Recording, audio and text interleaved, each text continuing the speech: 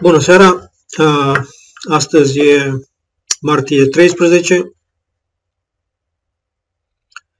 miercuri 2019 și o să fac o etalare pentru cei născuți în Zodia Fecioare, ca mine, pentru luna martie 2019. În prima poziție a căzut doamna regina de discurs sau de spectacole, care vorbește de o energie practică, o energie a casei, o energie a mamei, o energie care este împământată, cu picioarele pe pământ și care este în același timp grijulie sau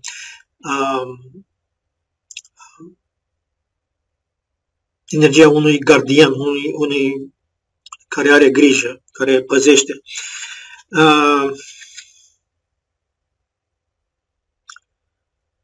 Ceea ce înseamnă pentru mine, ne reprezintă pe cei născuți în zodia Fecioarei, regina de pentacole, care au o energie mai feminină și cartea asta ne reprezintă pe noi. Spune că în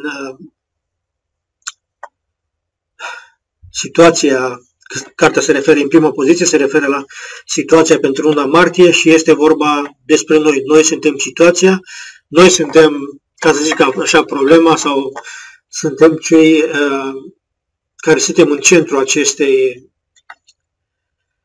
etalări, acestei energii, acestei perioade de timp.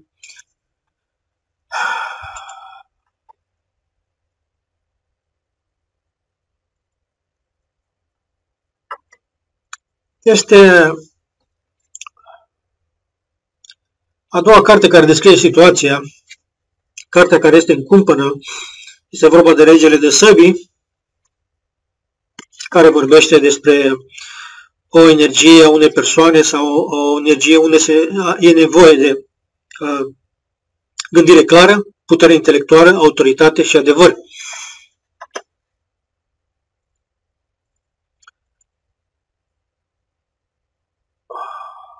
Vorbește de o persoană cu energie masculină care simbolizează puterea intelectuală și autoritatea și are curajul și intelectul, mintea să obțină tot ceea ce dorește.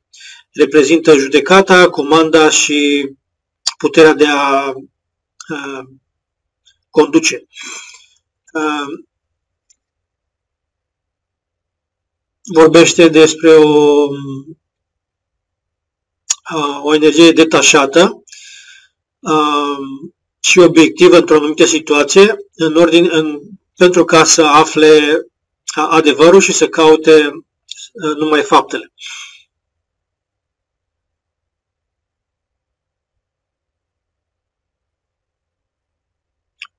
Vorbește de o energie care caută să dovedească un anume lucru și să aibă succes.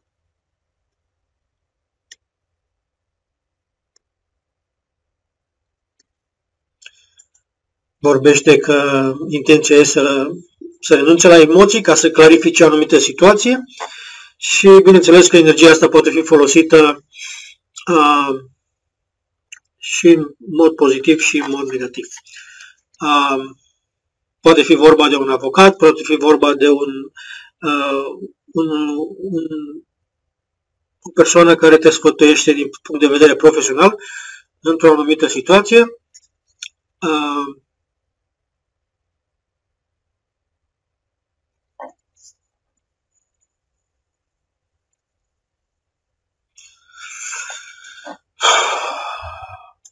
Mă gândesc că aici sugerează că poate fi vorba de un avocat și mă gândeam la divorțul meu, dar mă gândeam că n-am bani să plătesc un avocat, așa că nu pot să-l bag în seamă, domnul avocat. Vorbește de o persoană energia unei persoane cu înalte standarde morale și etice.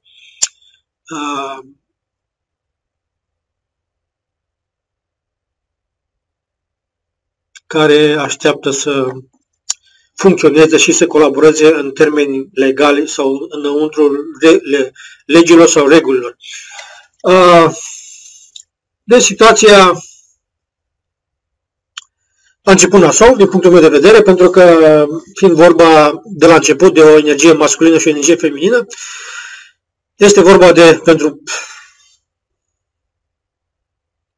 înțelegerea mea, despre o relație între masculin-feminin, o relație, bineînțeles, poate fi vorba și de muncă, și de o relație din familie, deja într-o pereche, mamă-tată, poate fi vorba frate-soră, o relație dintre o energie masculină și una feminină.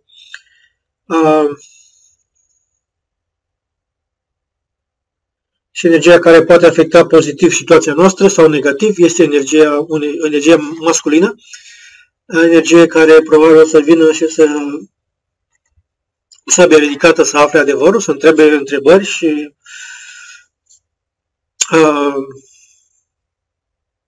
probabil să clarifice anumite, mai ales că mai încolo apare o carte de comunicare, apare multe cărți. Deci situația pentru cei născuți în luna Fecioare și mai ales pentru cei cu energie feminină este pentru că noi vom fi, să zic așa, luați la întrebări ca să dăm explicații despre anumite fapte, probabil să clarificăm anumite situații și că o energie masculină o să cam bată la ușă să întrebe, o să comunice și o să vrea lămuriri.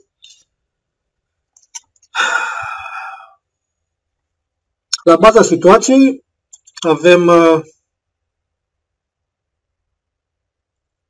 deci eu oftez, iară discuții, iară tam-tam, iară, în sfârșit. Speram și eu pentru liniște, dar am impresia că se duce papa sâmbătă. La baza situației, cum s-a ajuns aici, este vorba de 6 de discuri, care vorbește de generozitate, de a da, a ajuta, de prosperitate și de a împărtăși ceea ce ai sau chiar averea. Vorbește balanța aici a discului, deci cineva face o împărțeală, face lucru de caritate. Poate fi vorba de asemenea de o armonie cu banii, vorba de faptul că banii care vin și banii care ies din casa dumneavoastră sunteți mulțumiți, aveți nevoie fără să vă zbateți, fără să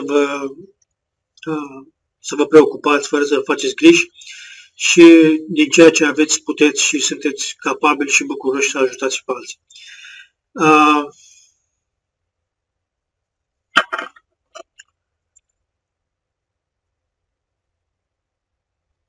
Deja, deci e posibil că o să dați împrumut bani la cineva, deja am dat, m-am luat tare de dimineață. Da. Și e posibil să fie nevoie, și situații în care ați fost nevoiți să vă gândiți, să identificați feluri în care să fiți mai independenți. O să clarific 6 de discuri.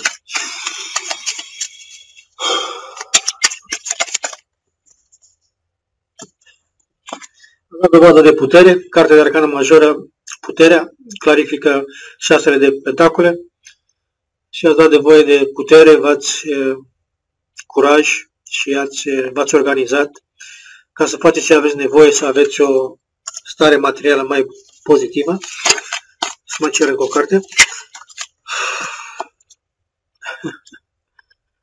Și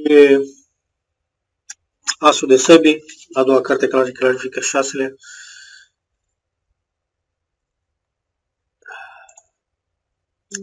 Ați folosit puterea, victoria,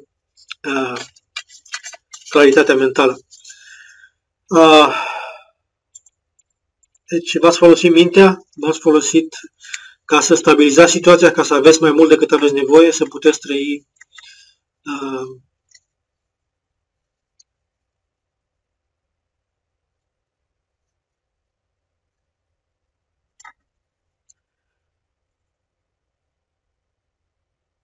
a fost o perioadă de viziune în care ați avut claritatea mentală, ați avut o nouă înțelegere asupra anumitor lucruri care vă preocupau și într-un sens mai mare v-ați uitat la lume într-un fel, dintr-un mod, dintr-un punct de vedere diferit. Poate fi vorba de o nouă idee, inspirație, gândire originală și creativă. Reprezintă un punct în care ați dat dovadă de un nou fel de a gândi și energia, și ați avut energia ca să faceți anumite schimbări. Vă încurajează să căutați adevărul și să căutați dreptatea.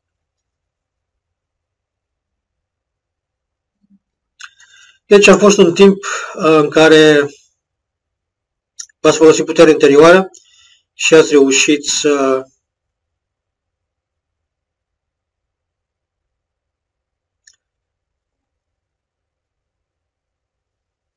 aveți destui bani și să puteți să ajutați, să dați și să căutați adevărul într-o anumită situație. În trecutul apropiat, 5 de săbi,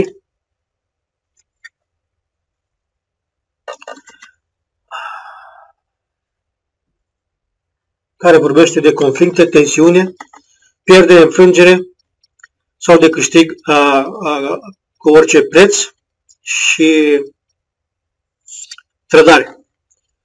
Deci, într-un timp în urmă, care mai apropiat decât cealaltă situație, se referă la o situație unde energia la 5 de săbi, energia conflictului, tensiunii, ați pierdut, ați vrut să câștigați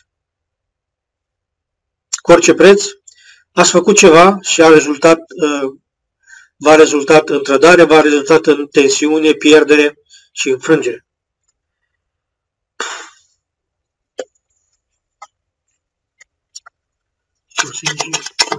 O să clarific 5 de săbi.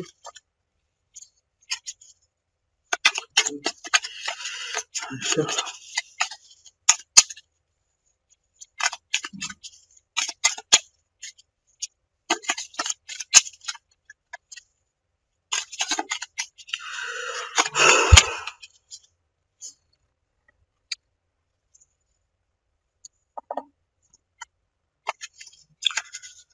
A fost clarificată de 8 de discuri.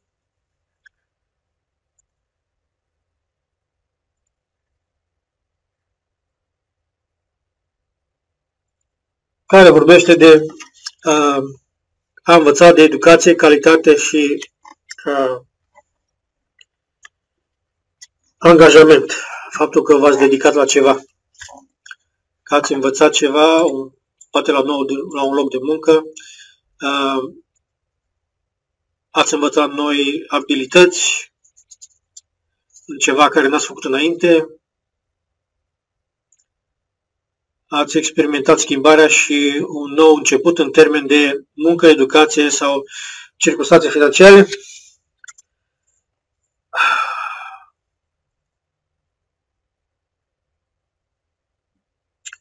Unde v-ați concentrat, v-ați dedicat la a învăța și la să faceți un efort ca să deveniți mai bun la cariera care ați avut-o. Și de asemenea clarificat de 10 de bastoane, care vorbește de greutăți, responsabilități, muncă dură, stres și de faptul că ați obținut ceva. Vorbește că a fost o perioadă grea, ați muncit din greu, ați avut și unde s-a produs sfârșitul acestor greutăți, pentru că 10-le este o carte de sfârșit, de de a pune jos din greutăți, de nevoia de a lăsa din greutăți. Bineînțeles că eu sunt așa de fericit că eu știu la ce se referă, știu prin ce am trecut, știu pe unde am fost și vreau, nu vreau, văd că cam știu unde merge treaba asta. Cam știu unde merge talarea asta. Ai. Și acum știm că e nevoie de conștienți. De ce suntem conștienți? Este reprezentat de 8 de bastoane. Scuze. Care vorbește de viteză, acțiune, călătorie prin aer, mișcare, schimbare rapidă. Deci, 8 de bastoane de obicei vorbește despre comunicații, despre călătorii,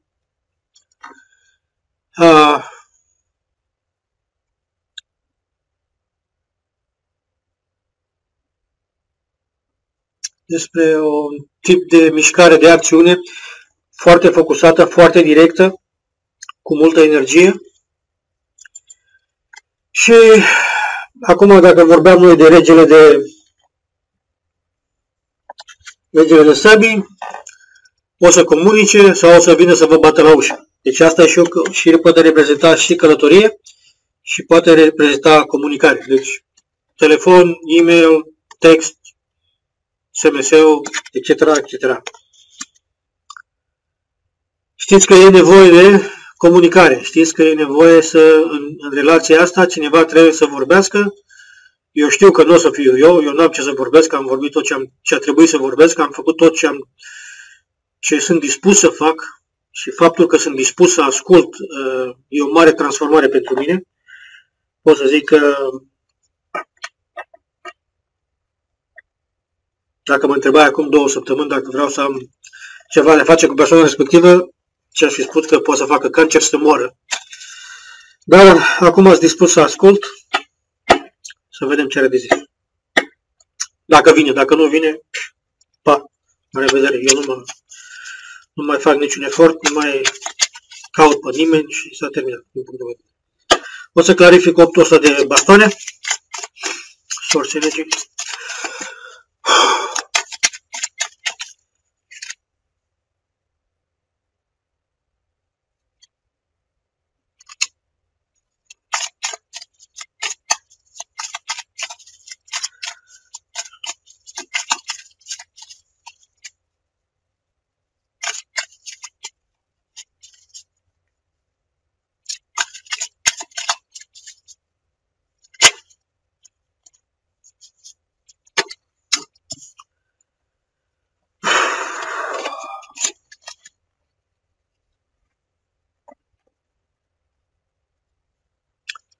Clarificat de un alt preot.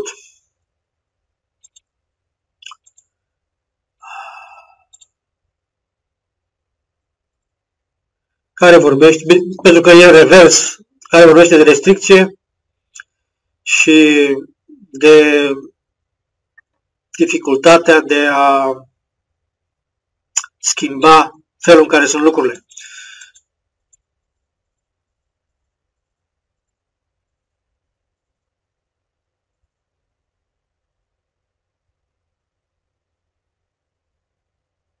Vorbește de un sentiment de restricție și constrângere din cauza structurii și a regulilor și ca rezultat cineva a pierdut flexibilitatea și controlul în viață. Deci nu simt că e vorba de mine, eu îmi văd de viața mea în continuare și probabil că persoana respectivă, regele de săbii, simte și a pierdut flexibilitatea pentru că s-a purtat ca o tâmpită și lipsă de respect și toate alea și nu mai are control asupra, nu mai are flexibilitate, nu, dacă vine prea puternic o să-i zic să... În sfârșit, vorbește de o dorință de a se împotrivi felul în care merg lucrurile, de a rupe orice convenție,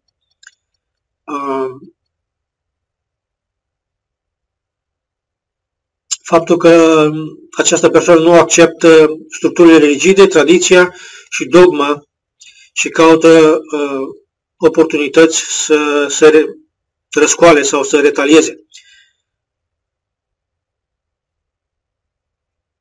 Deci e posibil că e ceva interior pentru această persoană, o nevoie de a schimba sau a renunța la anumite reguli după care a trăit până acum. Poate fi referitor la religie, care și de o persoană tânără care începe să întrebe regulile sau societății în care s-a născut.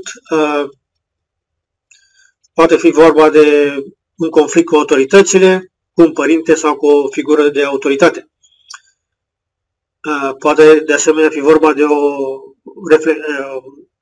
o presiune socială sau o presiune a unui grup unde te încearcă să se forțeze să te conformezi, dar tu nu mai ești de acord cu credințele fundamentale, cu sistemele fundamentale de credință.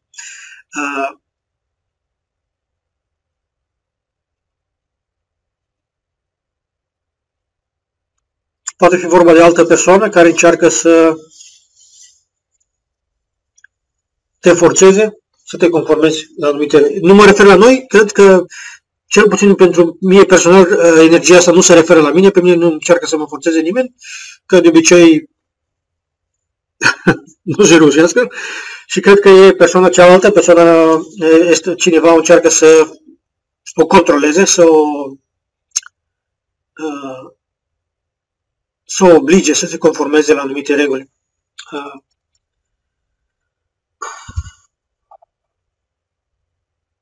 De asemenea, este clarificată de cavalerul de cupă. Este o energie masculină care vrea sau ar trebui să facă o ofertă cu potențial de împlinire sentimentală, emoțională. Poate fi vorba de o relație. Deci trebuie să fie o comunicare de la o persoană care trebuie să se rebeleze împotriva regulilor, împotriva acelor care încearcă să o controleze, să o forțeze și să facă o ofertă cu potențial sentimental sau de împlinire sentimentală. Ceea ce vine în viitor, energia e descrisă de cartea 3 de cupă, care vorbește de 3 cupe, de o sărbătoare, de o adunare între 3 persoane sau mai multe, unde se sărbătorește este împlinirea a ceva, împlinirea, prietenia, creativitatea, poate într-o comunitate, poate fi vorba chiar și de o celebrare în familie, poate fi vorba de o onomastică, o nuntă, o petrecere, pur și simplu, între prieteni sau colegi.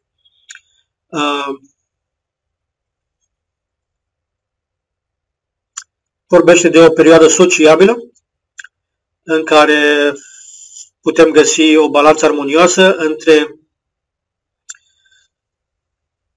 între ceea ce avem propus și activități sociale sau poate doar a petrece timpul cu familia și prieteni.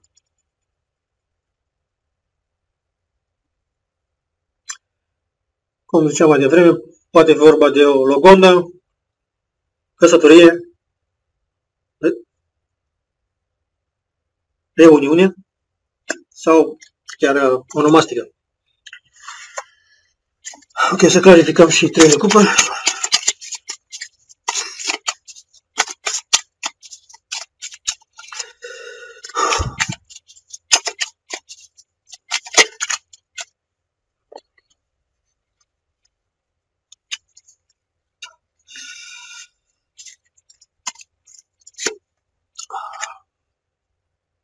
Pușnicul, clarificată de 3 de cupă, clarificat de pușnic, care de asemenea energie masculină, și cartea de arcană majoră, care de obicei ne reprezintă pe noi, pe fecioarele. Este cartea fecioarei. Lumea, se termină un ciclu. Zecele de discuri care vorbește despre împlinire materială, de valori, de bani, de valori materiale. Și de pajul de bastoare.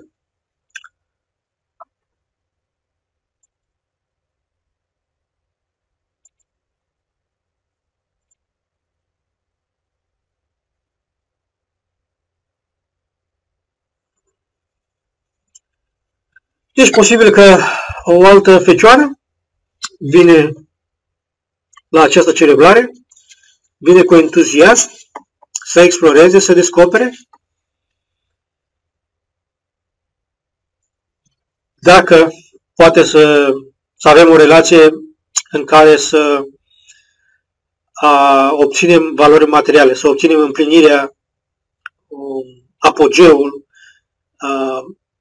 satisfacția de a face bani și de a avea, poate bine să fac o propunere despre afacere sau să propun un parteneriat, o relație în care să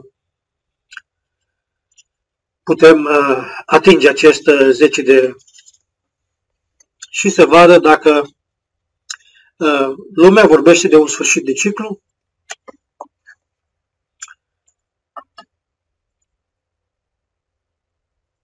vorbește de competiție, integrare, faptul că s-a obținut ceva și de călătorie.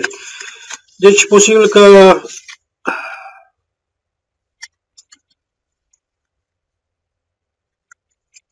această energie masculină, cartea de arcană majoră, foarte importantă pentru noi,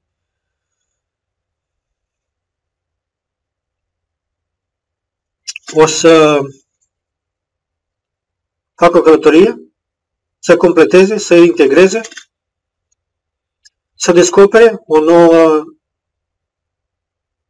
să se elibereze spiritual și să vadă dacă putem obține împreună acest 10 de discuri.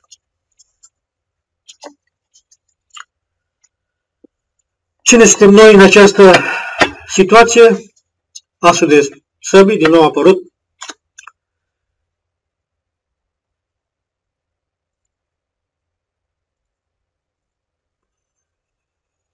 Putere, victorie, claritate mentală și este o oportunitate de a afla adevărul. Noi știm că suntem în poziția și avem această necesitate de a ști adevărul, de a afla ce s-a întâmplat, de a descoperi adevărul și eventual sabia poate fi folosită să tai sau să apere. Să tai o anumită relație, să tai o anumită persoană, să te eliberezi de ea. Sau poate fi vorba ca să...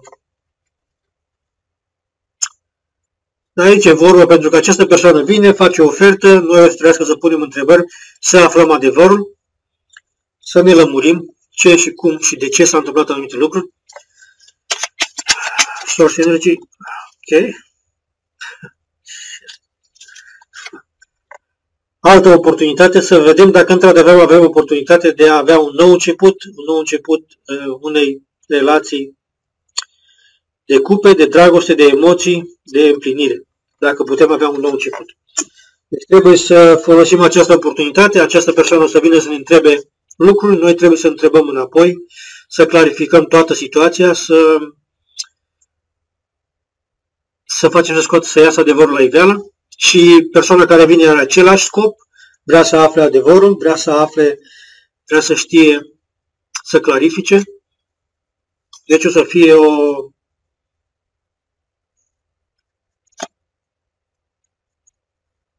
o situație în care trebuie să aveți răbdare, trebuie să puneți întrebările corecte, trebuie să vă gândiți la ceea ce vreți să știți, la ceea ce lucruri sunt importante pentru dumneavoastră și ce vreți să obțineți în final. Dacă vă interesează acest nou început, pentru că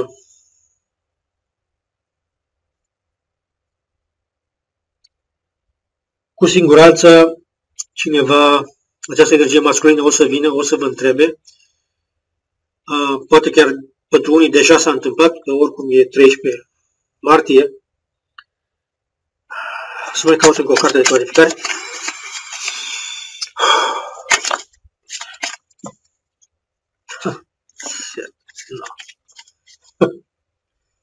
Să vedem dacă împlinirea totală emoțională e posibilă, 10 de cupe, și să fim proștii care încep o nouă călătorie, o nouă... Nu proștii, să ne înhamăm la căruță, să mergem la aceeași direcție împreună, să vedem dacă asta e posibil. Deci, noi suntem ăștia, noi trebuie să obținem, să investigăm, să vedem dacă avem oportunitatea, să obținem fericirea și putem începe acest nou drum.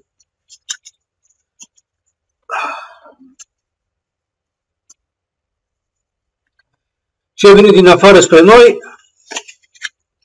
Din afară vine energie masculină, cavalerul de discuri, care e o energie de pământ, cum vorbeam de altă, cum deja a apărut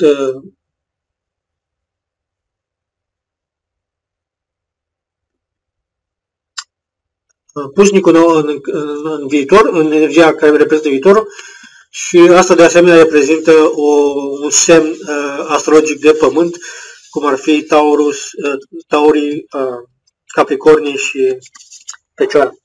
Deci o persoană care poate fi din zodia Fecioare sau din zodia Taurului sau din zodia Capricornului, o să vină să facă o ofertă de o afacere, de o uniune, de o relație care să aibă rezultate financiare de valoare. Să vedem ce clarificăm. Clarificăm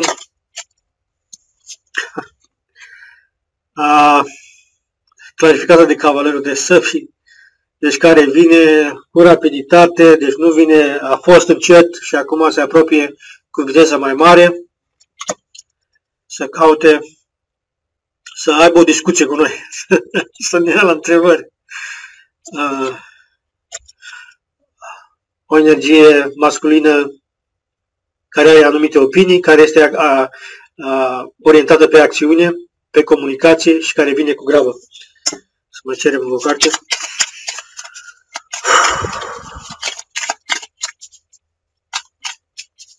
Tot speram eu că poate mă lasă în pace, dar am impresia că nu scap de data asta.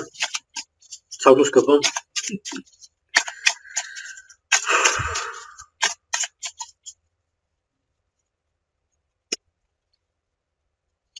Să iau o carte de data asta, să ține voia.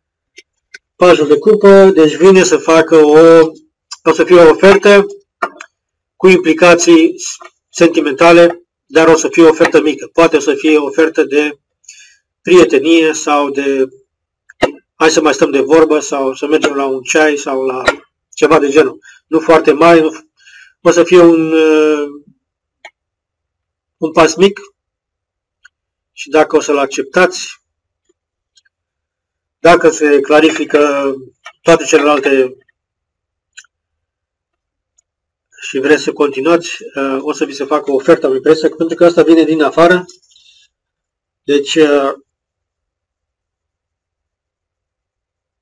a început încet, dar acum o să mărească viteza, cred că o să se întâmple până la sfârșitul. Deci în luna asta, dacă n-ați primit până acum, trebuie să se întâmple. Cineva o să facă o propunere. De ce vă e frică? Este reprezentat de cartea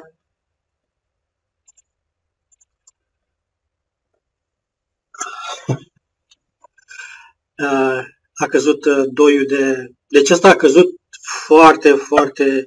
Deci am bătut cărțile și când a căzut, deci a căzut cu crace sus, a căzut reversat. Și vorbește de o alegere, vorbește de frica de cunoscut, lipsa de planificare. Deci nouă ne frică că cineva o să vină, o să facă o alegere în numele nostru pentru noi și noi nu o să avem, nu știm exact despre ce e vorba, nu știm, sau ea, persoana respectivă nu poate, nu, e pentru noi. Dacă și persoana respectivă este de asemenea zodia Fecioarei, îți dai seama că e și mai complicat. dar vorbește de frica de necunoscut și lipsa de planificare. Deci noi nu o să putem fi capabili să planificăm dinainte, o să trebuiască să așteptăm să vedem ce ni se propune, despre ce este vorba și după aia să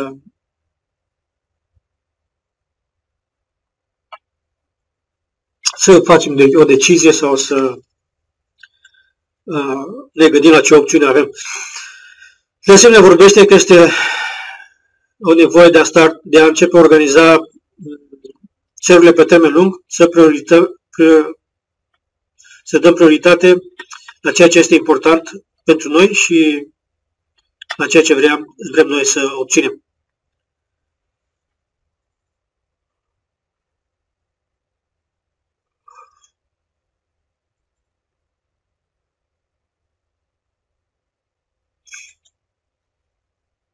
O să clarificăm doiul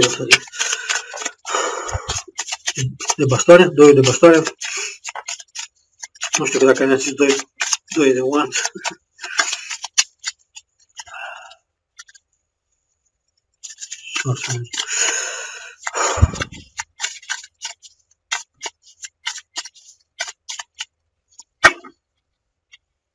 Sale cu carte. 7 de săbii.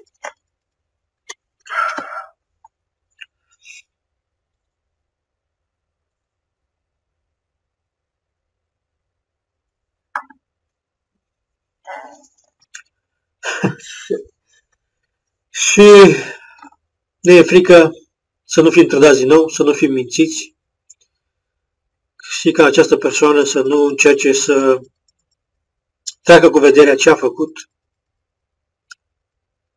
sau să vină cu ascunsă, prin ascunzișuri. În sfârșit. E drept să spun, mi-e frică într-un fel, dar știu că nu poate o să fiu capabil să-mi dau seama dacă mă minte, o să fiu capabil să îmi dau seama. Deci sunt niște frici pe care eu cred că le putem depăși, pentru că deja avem experiența necesară pentru, vorbesc din punctul meu de vedere, să ne putem da seama dacă suntem mințiți sau nu, dacă să fim înșelați, așa mai departe. Totul final, aici mi-au căzut două cărți, amândouă de arcană majoră, cumpătarea și din nou a căzut lumea. Deci sfârșitul ciclului,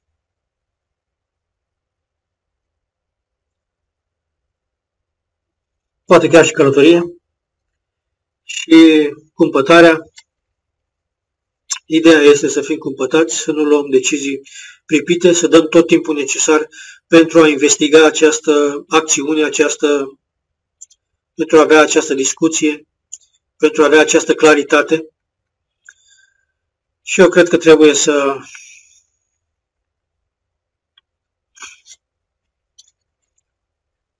nu ne grăbim, să ne acordăm tot timpul necesar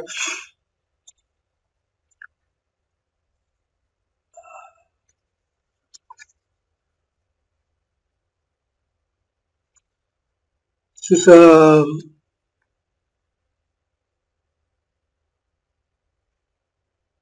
fim capabili să extragem tot adevărul, să clarificăm toată situația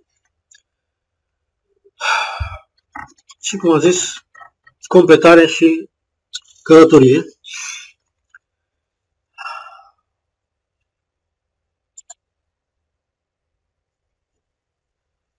Vorbește de balanță, moderație, răbdare, scop, înțeles. Să clarificați scopul, să clarificați înțelesurile, să fiți moderați în vorbă și faptă, să nu vă aruncați să faceți decizii rapide, să aveți răbdare, să vă mențineți balanța. Vreau să spun, nu simt nevoia să clarific nimic.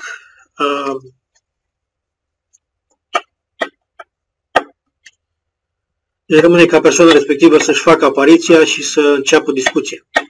Din punctul meu de vedere, eu nu o să mai fac efort să mă duc, să caut, să lămuresc. L-am făcut tot ce am avut nevoie să fac. Dacă vrea să lămurească ceva, trebuie să lămurească ea. Sper să